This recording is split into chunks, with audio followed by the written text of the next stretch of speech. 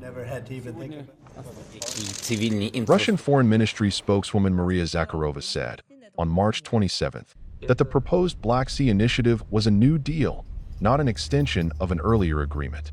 This is a new agreement, the contours of which are currently being discussed, Zakharova said when asked by Reuters if the proposed deal was an extension to an earlier memorandum of understanding under which UN officials agreed to help Russia get its food and fertilizer exports to foreign markets. The Black Sea Initiative, which has been recently discussed in Riyadh, safe navigation and export of agricultural products.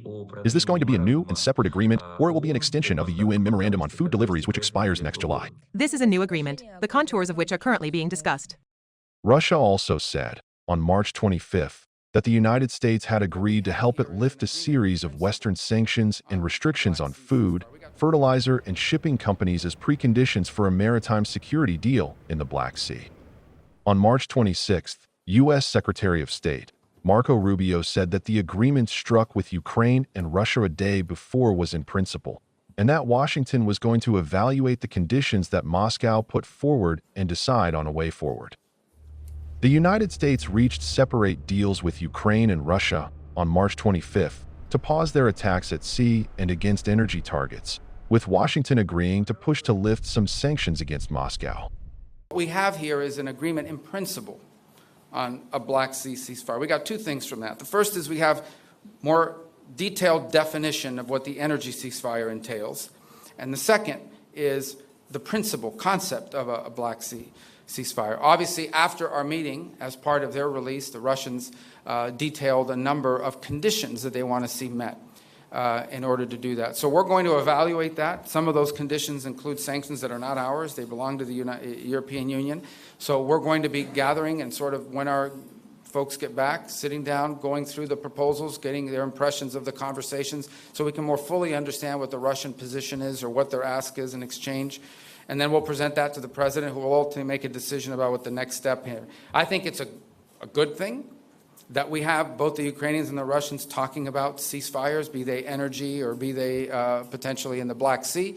But obviously, this is hard and difficult work. Shortly after the U.S. announcements, the Kremlin said the Black Sea agreements would not come into effect unless links between some Russian banks and the international financial system were restored.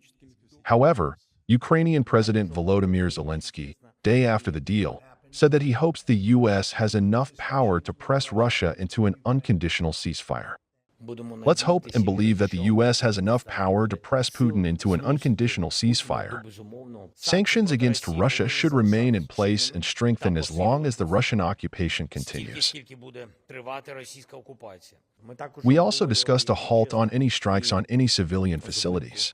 It looked like our American partners supported us, but they did not get support of this from Russia. Nobody wants to drag certain countries into war. The military contingent is important for control. The military contingent is combat ready, but it should be there to control the situation and to monitor the situation. At a joint press conference with French President Emmanuel Macron in Paris, Zelensky said sanctions against Russia should remain in place and be strengthened. Kiev earlier said it was prepared to implement the agreement immediately.